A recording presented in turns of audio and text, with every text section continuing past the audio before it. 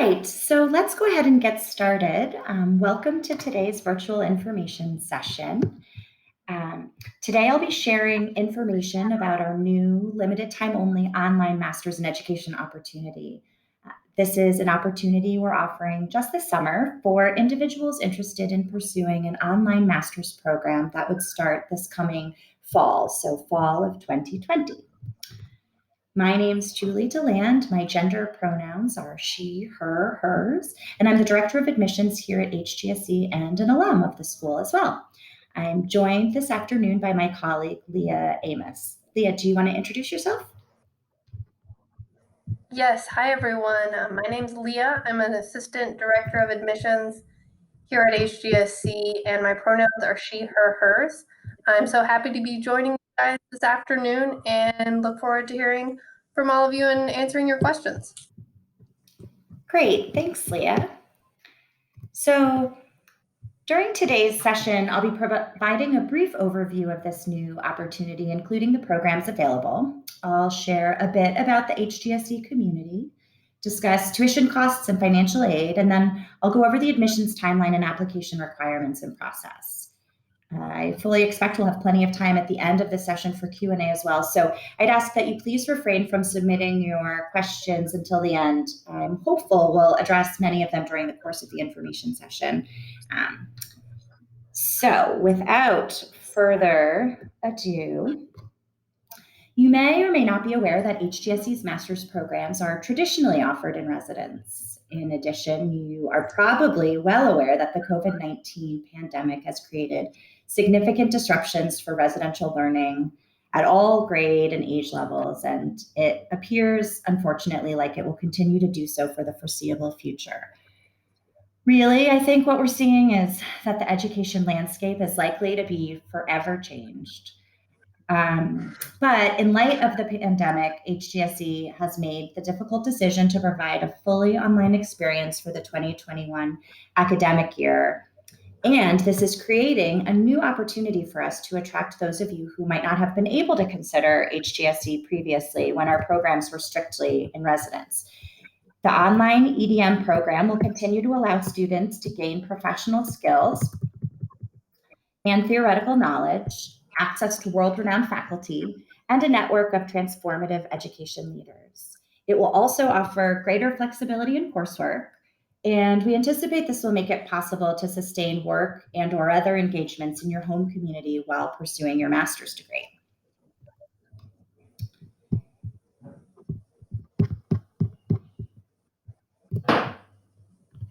During this critical moment for the field, we recognize the pivotal impact of education professionals who are committed to making a difference and creating equitable and transformative learning opportunities.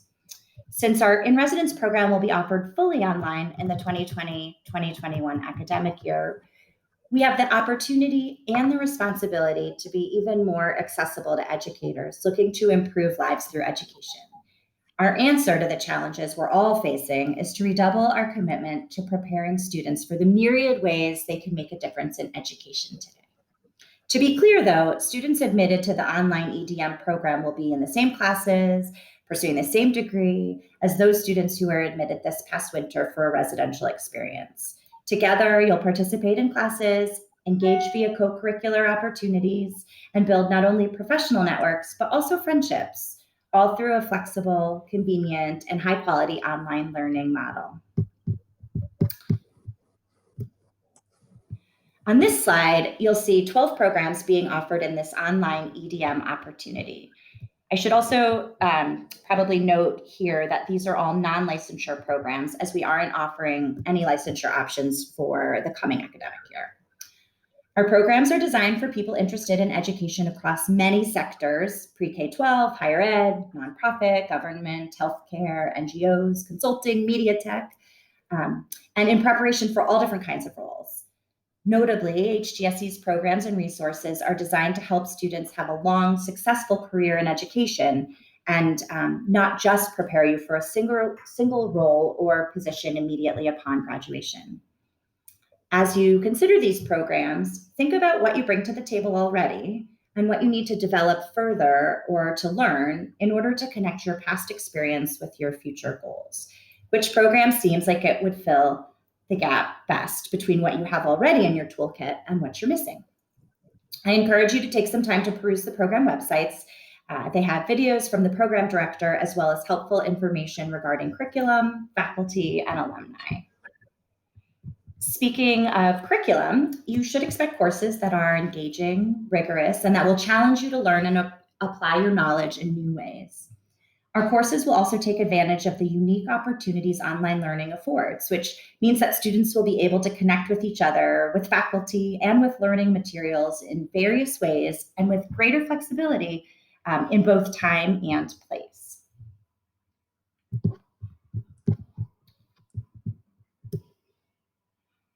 Our faculty are working tirelessly to craft online courses and co-curricular experiences that will take advantage of the best that digital learning has to offer, giving students unparalleled access to instructors and to peers, to thoughtful and engaging learning experiences, and thriving online communities that will help you build and maintain a network of colleagues, friends, and support systems, notably, that will last beyond your time at HGSE. In all 12 of our program offerings, you'll have the freedom to focus on your areas of interest. So in other words, to customize the curriculum to best address your personal learning gaps and help you meet your specific professional goals. Students will receive personal guidance and mentorship through regular, intensive, one-on-one small group advising with HGSE faculty and professional staff. You'll have numerous opportunities to engage with faculty through virtual social events that spark intellectual and personal connections. As one example, faculty have been holding virtual dinners with students during which they discuss their research, interests, and professional pathways. We'll provide custom and actionable career coaching and networking with professionals in the field via individualized alumni connections that are through geographic and/or career commonalities. For those of you who might be anxious about academic writing, and I know there are some of you out there because I've gotten emails from you, you'll have easy access to consultations with writing and research experts in our community. HGSE faculty, staff, and student organizations, of which we have more than 40, will be creating various cohort and community building programs. And last, but certainly not least, it's important to recognize that you, as an HGSE student, will have access to the greater Harvard community and resources, including opportunities to convene with renowned speakers, scholars, and potential employers, to name a few. You'll also have access to HGSE and university-wide wellness support, from mental health services to online yoga. So now that you know what you can learn, let me introduce you to those with whom you will be learning and who will be supporting you, the HGSE community. At HGSE, we value greatly both diversity and inclusion, and we're working every day as a community to model these commitments through our practice. Our student body is intentionally as diverse as we can make it, with diversity being defined very broadly to include, yes, race and ethnicity, but also things like geography, citizenship, political ideology, personal background, and professional experience, to name a few. It's true that you'll learn as much from your peers as you will from our faculty. This is one of the most valuable advantages of graduate study at HGSE. I'm happy to share a bit of data about our most recent class to help you get a more concrete sense of who enrolled at HGSE last year. So last fall, we welcomed 673 new students. Approximately 50 of those were doctoral and the rest were masters. They came from all continents except for one. You can probably tell from this slide, it's Antarctica, and they represented 52 countries of citizenship. The students came from 41 states, plus the District of Columbia. And on this side, there's a lot of data points related to demographics. You'll see we were 71% female, 24% male, and 1% other, with other including transgender, genderqueer, gender nonconforming. And for those of you who have already started to add those up and realize they don't equal 100%, I can tell you that 4% of students declined to respond, which you can see in small font there. 25% of those students were international and 33% identified as students of color. 23% indicated they were first generation, and 15% part of the LGBTQ community. In the suitcases, you can see that Students brought a range of 0 to 30 years of work experiences, and you can see the averages on the slide in the individual suitcases. They're probably briefcases, not suitcases. Anyway, in addition, we're typically mostly full-time for in-residence programs, which you see reflected on this slide, 94% full-time, but we fully expect to accommodate significantly more students who might be interested in part-time study for this new online master's opportunity. HGSE structures its programs with a cohort model, which is another defining feature of our programs, which we often hear students say was one of the reasons they chose HGSE for their studies. Every program becomes a tight-knit cohort. Students rely on one another for academic collaboration, emotional support, professional development, and more. However, students also find circles for inclusion and belonging outside of their programs. This could be through special interest groups, like working as a coordinator of our student research conference, or working in a student organization related to their particular area of interest, like the arts or early childhood, to demographic groups, so student parents, students from a particular part of the country or the world. And then, of course, we also have co-curricular groups like student council. And of course, students build very strong friendships. I mentioned previously, we typically have over 40 active student organizations. Examples from this past year include the Black Student Union, Comunidad Latinx, Early Childhood Community of Practice, Future Indigenous Educators Resisting Colonial Education, or FIERCE for short, the Girls Education Initiative, HGSE Rural Educators Alliance, and Queer Ed, just to name a few. So earlier in this presentation, I mentioned that we seek to admit as diverse a class as possible. It's true that the variety of professional and lived experiences that you bring with you to the cohort enrich the learning experience in ways that more traditional top-down instruction simply cannot. In fact, the peer learning experience, in my opinion, is one of the most valuable characteristics of master's study at HGSE. As a student, and not too long thereafter, an alum of the school, you have access to an alumni network of over 30,000. This is an incredible way to begin building and fostering lifelong connections. I'll also highlight two other examples of opportunities available to students to build relationships and connect with colleagues. Through virtual coffee and conversation, students have an opportunity to get to know one or two other members of the HGSE student community on a more personal level. If you sign up to participate in this program, the Office of Student Affairs will randomly match you with one or two other students to meet virtually so you can forge that deeper connection. We also have HGSE's Equity and Inclusion Fellows program, which is really about how to deeply engage and work around diversity, equity, and inclusion in ways that go far beyond the classroom, to how to facilitate these difficult conversations, how to work with people with identities different from their own, and how to develop the skills to go into the community to conduct workshops. Selected fellows undergo training and commit significant time to this work. On this slide, you'll see we've listed a number of other examples of ways in which students in our most recent cohort engaged with the field, whether prior to joining HGSE's community or during their time as an HGSE student.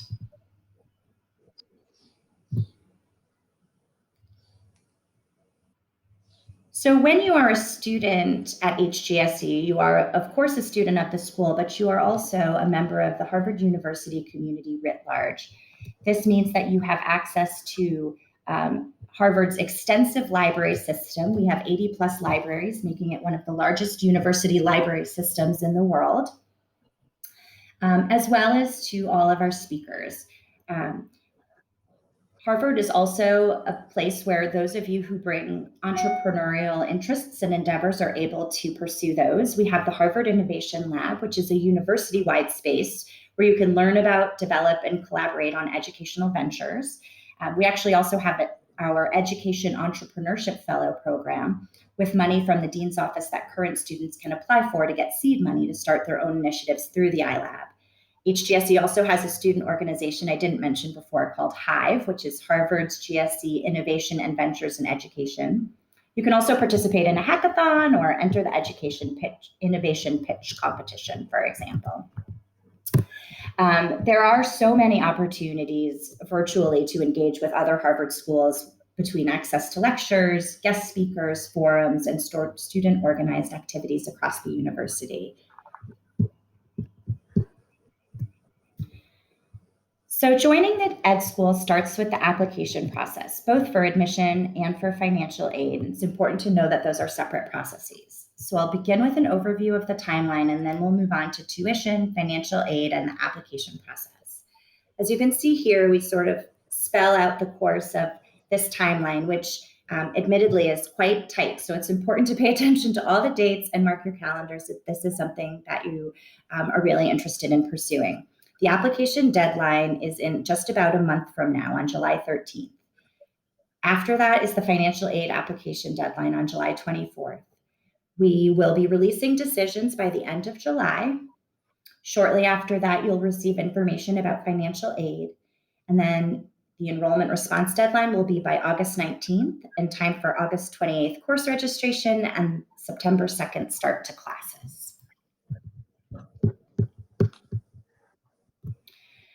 HGSE will be offering need-based aid for this online EDM program. So let me give you a brief overview, starting first with the cost of attendance. Applicants have the option to pursue this online EDM either full or part-time. The full-time program takes 1 academic year to complete, and the part-time option takes 2 academic years. I encourage you strongly to visit the link on this screen, which points to the financial aid guidance for the online master's program. They've developed a really fantastic resource to help understand what opportunities are available.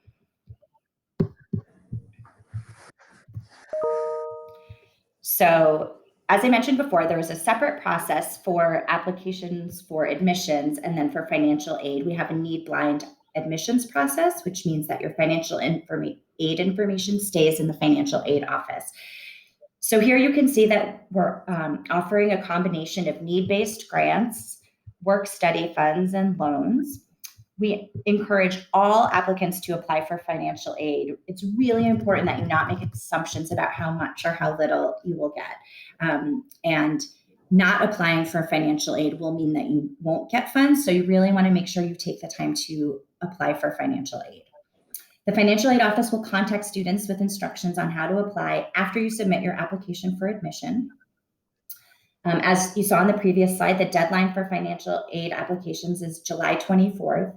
However, if you're a U.S. citizen or permanent resident, I would strongly encourage you to complete the FAFSA form as early as possible. So now I'm going to transition to the application process and begin by reviewing the application requirements.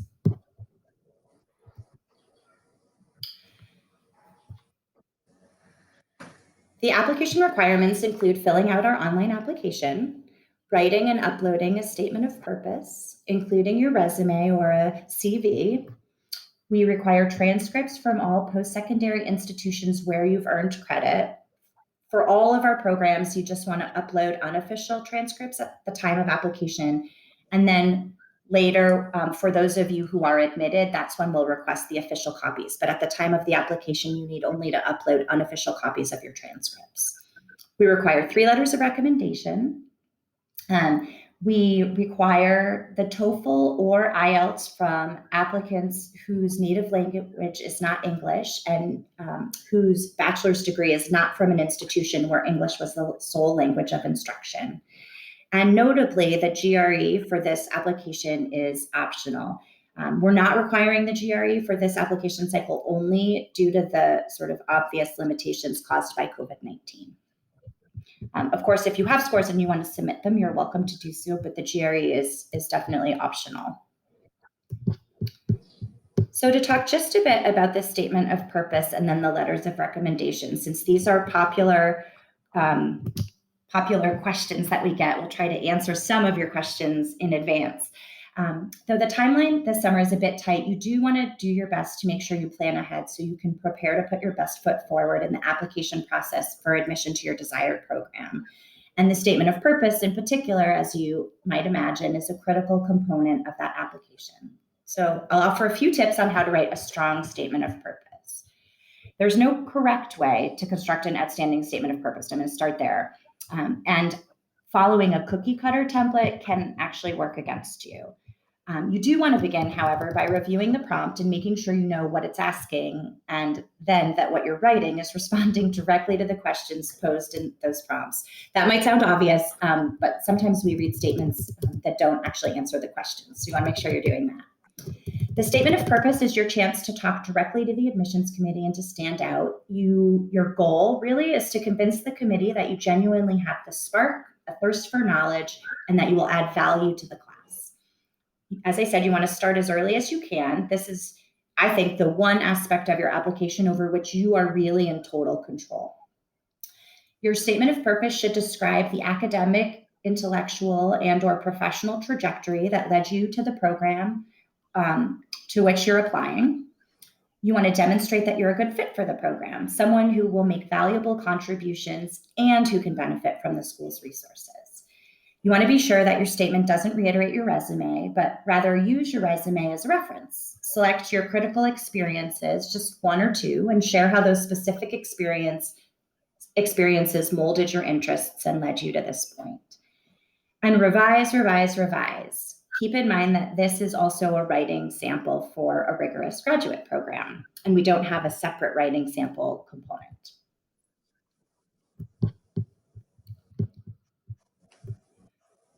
So moving on to letters of recommendation, as I said before, applicants are required to submit 3 letters of recommendation. While we've received letters of recommendation from notable public figures before, it's always more helpful, if you identify recommenders who know you well and can comment on your job or course performance. You really want to do your best to have at least one recommendation from a faculty member or another individual who can comment on your analytical thinking and writing skills, research background, if any, general citizenship in the classroom, and work ethic. The committee really wants to feel confident about your ability to be successful as a student in our classes. Then you want to combine that with recommendations from an employer, supervisor, mentor, or other individual who can comment on your professional work and commitment to education. The committee wants to feel confident that you'll also be a strong contributor to the peer learning experience and that you'll make an impact on the field after you graduate. So hopefully you are finding this information session helpful. However, do keep in mind that this is but one of multiple ways to gather information about HGSE, our programs, and our community. So on this slide, you'll see a number of different resources which we encourage you to check out as you explore our offerings and decide whether an online EDM from HGSE for this coming fall is the right next step for you. You'll see we have virtual open office hours. They start on Friday, and we'll offer them every Monday and Friday. We'll be doing a webinar like this every Wednesday, though truth in advertising, it'll be the same webinar every Wednesday. So if you want to hear the same information multiple times, you are more than welcome to join us, but it will not be different slides. You'll see we have a virtual tour. You can contact us at our email address that's listed there. There are also other webinars from the past that are posted on our website, which you are welcome to listen to and gather information from.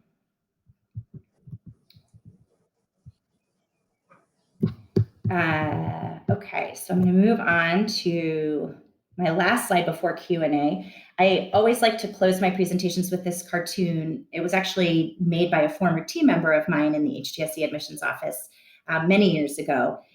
I can't tell you, though I'm often asked, I cannot tell you whether or not you'll be a competitive candidate. The one thing I can say with certainty, however, is that you will definitely not be admitted if you don't apply. It may seem obvious, but I find it can serve as a helpful reminder that you just never know what might happen unless you try. So with that, I'm sure that there are many questions. I want to open up the chat box. I know some of you have asked questions, but you might repost them. Leah and I will attempt to field as many of your questions as is possible, but be mindful that there are over 350 of you and 2 of us, so we'll do what we can. And thank you in advance for your patience as we field these for you. And Leah, if you see one that you're ready to answer, I'm shifting over to the chat box, but you're welcome to chime in before me. Sure. So the first question I see is about changing from full-time to part-time. So you'll need to indicate that when you apply. And in order to change, you would need to petition with our office and fill out a form, and we'd ask you questions. So it isn't guaranteed, but we do have a petition process for that. Okay, questions are coming in fast and furiously. Okay, so there's some questions about how many people we're seeking to admit and how big the class sizes are and how competitive the program is. So to address the last question first, this is the first time we will ever have had an online EDM application process. So I have no idea how many of you are going to apply, and therefore no idea as to how competitive it will be. So that is that is the best I can tell you about that. I do know that we're planning to enroll this coming fall, or the school is planning to enroll about the same number of students as we typically do. So I imagine it will be a combination of people who were admitted this past cycle who are willing to do the switch to online rather than in residence, which is what they had originally applied to, and then some number of you all who are looking specifically for an online EDM opportunity.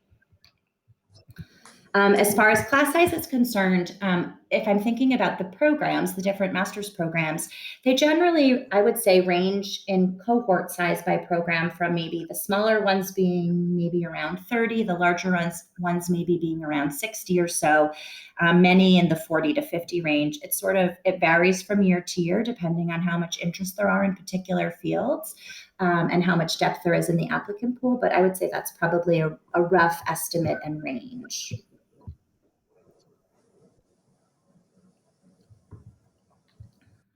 I'm reading. There's a question about alternatives for the TOEFL and the IELTS. We are only accepting the TOEFL and the IELTS. However, I should probably have mentioned that we are accepting the at-home versions of their tests for individuals who've not yet taken it, and recognizing that many testing centers are closed. So I think the TOEFL is the at-home edition or something along those lines, and the IELTS is the IELTS indicator. We're happy to accept those tests. There is not a spring application. This is a one-time only. I've not been told that this will happen again. I've only been told that we're having an online EDM opportunity for this coming year, given that we're going to be offering the year online anyway. So it's my expectation that this will be a sort of one-time only thing. Of course, who knows? That could change in the future, but that's what I know today, June 10th. I see a few questions about folks who are interested in part-time. If you are admitted as a part-time student, you should be prepared for the program to be fully online. We're not sure we'd be able to accommodate part-time students once we are allowed to be on campus. So just know that if you apply part-time, we're expecting this to be a fully online experience for you.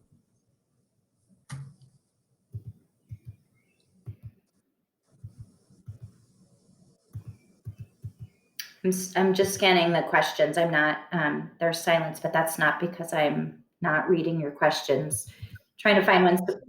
I see another question. I'd like to answer. Someone asked about the online EDM degree, if the actual diploma will be different from our residential one. No, it will not be.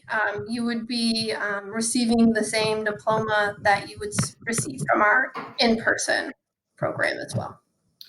There are a handful of questions related to funding and financial aid. So I'll sort of reiterate what I know, and then I think the best course of action is to direct you to our colleagues in the HGSE Financial Aid Office. But $19,000 is the maximum amount of need-based grant aid available this coming year.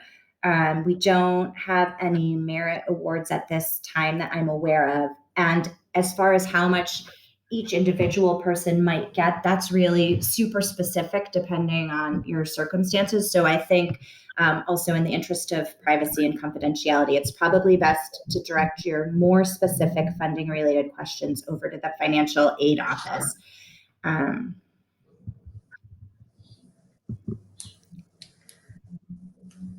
See a question about online learning experience being, if courses will be synchronous.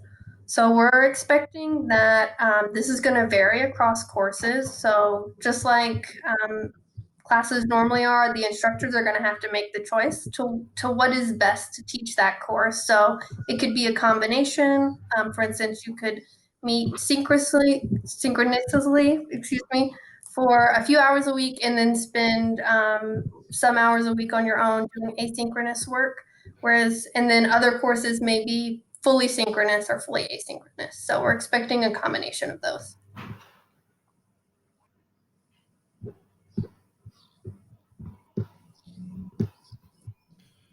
There's a question about references, and for those who have been out of school for some time, whether or not it's okay to not have a faculty member write on your behalf. That's totally fine. We're used to that happening.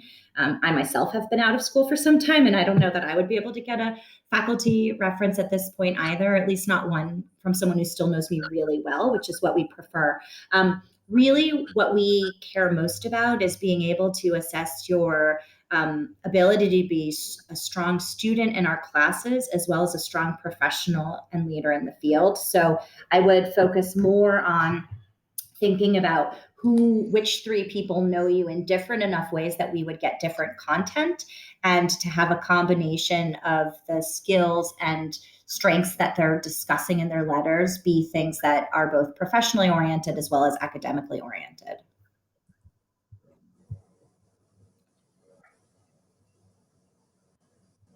There's a question about taking language courses on the side, which maybe relates to a larger question about the potential for cross-registration. In general, students do have the opportunity to cross-register across Harvard. If you're a student at HGSE, you are also a student of the university. What we don't know quite yet is which schools are offering in-person classes, which schools are offering online classes. Not all of Harvard schools have announced its plans, so I would imagine that some number of opportunities would be available for cross-registration, which would include, for example, language courses, but I don't know for sure at this time. I expect we'll have more info in the coming weeks about that. There's a question about how to learn, a couple of questions about how to learn more about the programs, the curriculum, the requirements. So I would start by going to each of the EDM programs has its own webpage.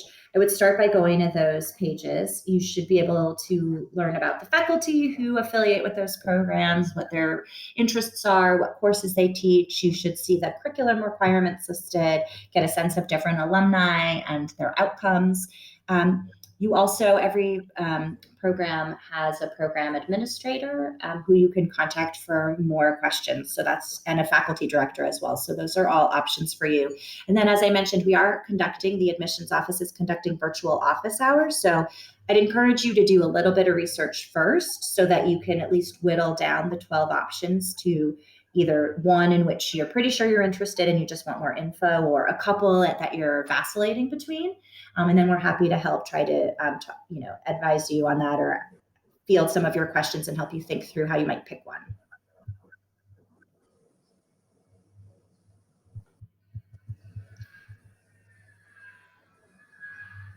All right. Leah, I'm still scanning. I can't tell which ones we've answered at this point and which ones we haven't.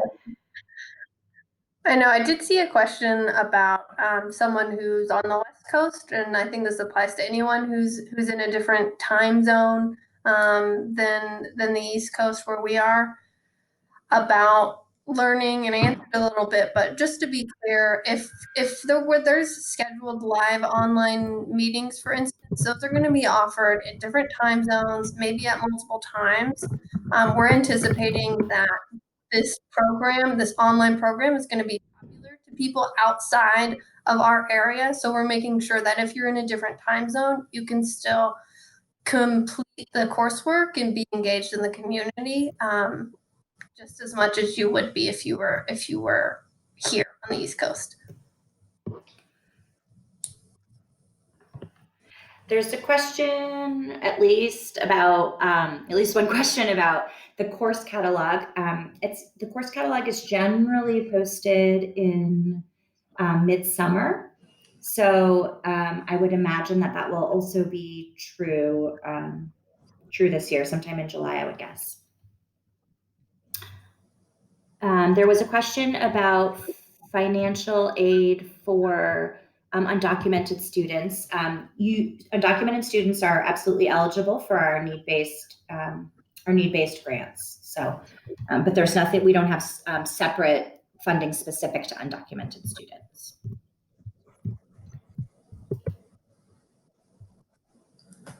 See a few questions about if it's possible to work full-time and pursue this program full-time. So, while we're excited that you want to continue your professional pursuits, it's good to keep in mind that this is still a rigorous program.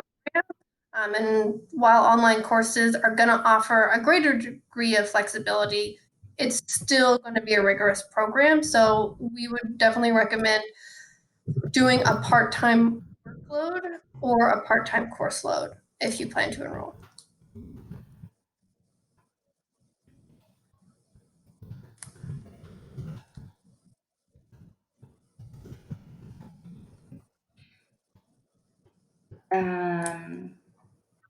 What?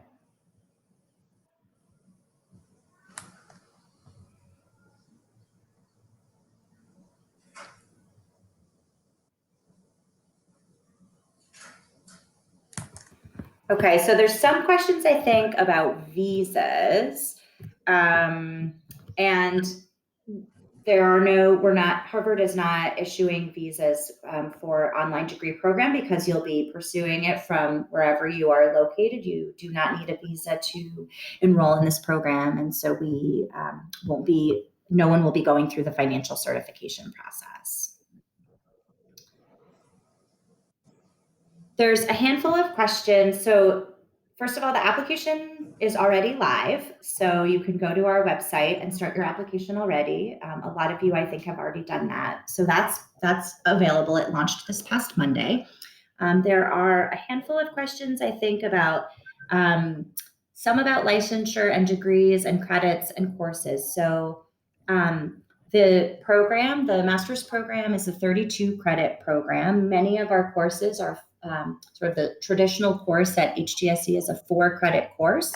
So a sort of traditional student might pursue 8 4 credit courses to meet the 32 credit degree requirement. If you're pursuing the degree full-time, a traditional course load would be 4 courses in the fall and 4 in the spring. And if you're pursuing it part-time, you would take 2 courses per term over 4 terms.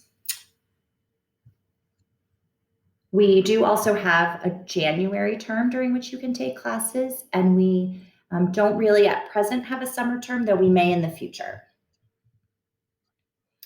There's some questions about licensure. So as I mentioned earlier, we're not offering any licensure this coming year because of the disruptions related already to the pandemic and anticipated disruptions. In the past, when we've offered licensure, students have earned their master's degree and for example, one of you is asking about a principal license, so you would have earned your EDM and a principal license. But there are also students in that same program not earning a principal license, so this would just be that everyone would be on the track. That's the non-licensure track.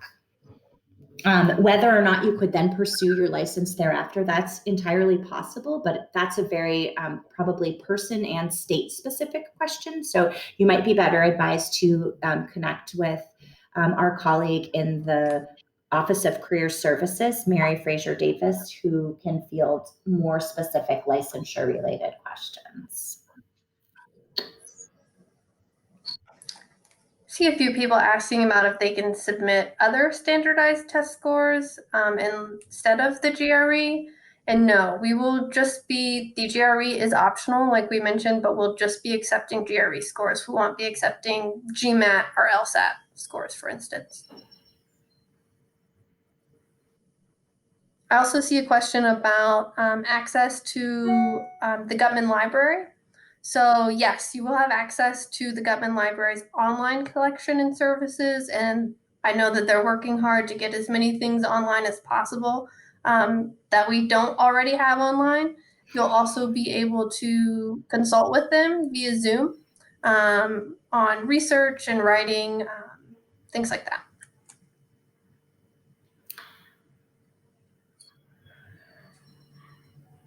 There are some questions about whether there's an opportunity to pursue a PhD after the master's program. Many of our master's students are interested in doctoral study, whether immediately following their master's degree or sometime in the future. So that would certainly also be true, whether you're interested in applying to a doctoral program at Harvard or elsewhere.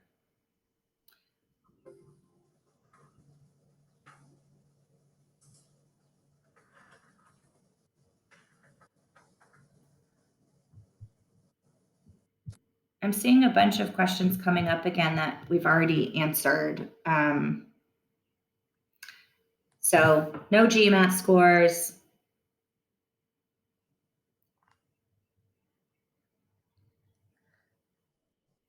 Do you see some questions about internship opportunities? So we are still planning for students to be able to apply for campus jobs and internships that can be done remotely.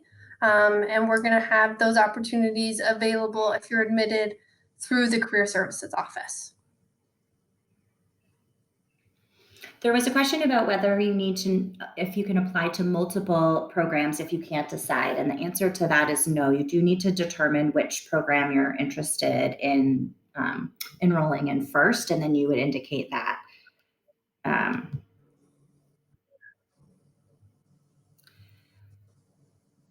There are a bunch of questions about graduation. This is not, I actually don't know the answer to your question. I believe, well, first of all, we don't know what graduation is going to look like next year yet, given that things seem to be changing weekly and it's many months away. I would imagine that graduation, I just don't know the answer. So I'm happy to look into that for you, and let me, we can post an FAQ about that once we know the answer. So thank you for asking. I'll just add to that. I don't see the question, so I don't exactly know what it is, but I do know we have an FAQ about if we're planning some non-instructional activities in the spring, including commencement. So if public health conditions permit us to, we may have an in-residence learning experience near commencement if it's possible. But that would certainly be optional and depends on a lot of different things that we just don't know right now.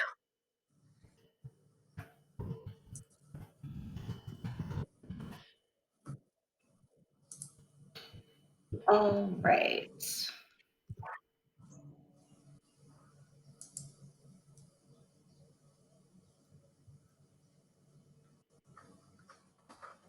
There's a handful of questions about connecting with current students or students who graduated from our programs.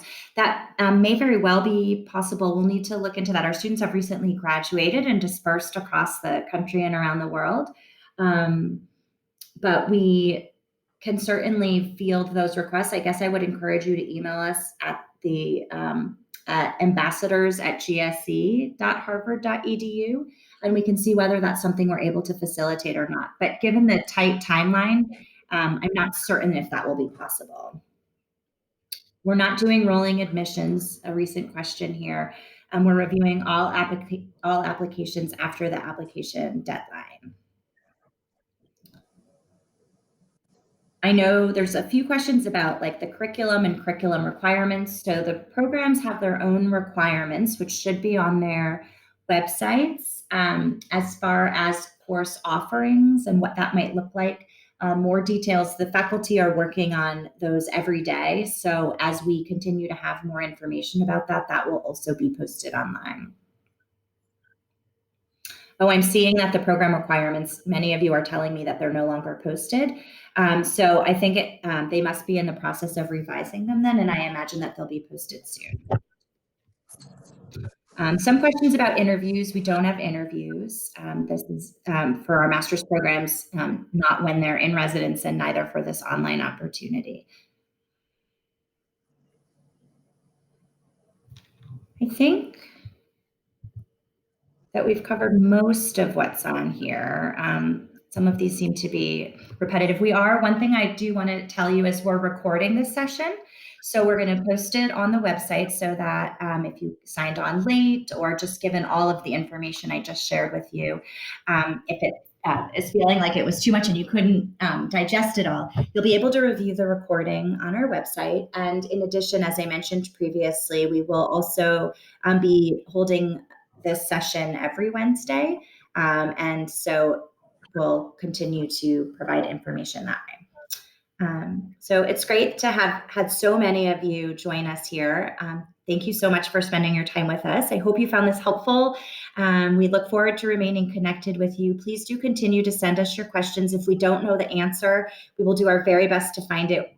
This is such a new opportunity for us that you are learning about it. I know more than you, but not all about it. So we'll continue to learn together. And as I can provide you more information, I'm absolutely happy to do so. I hope we'll have a chance to review applications from many of you. I hope many of you will join us as students wherever you are currently. I hope that you are staying healthy and safe, and I wish you and yours all the best.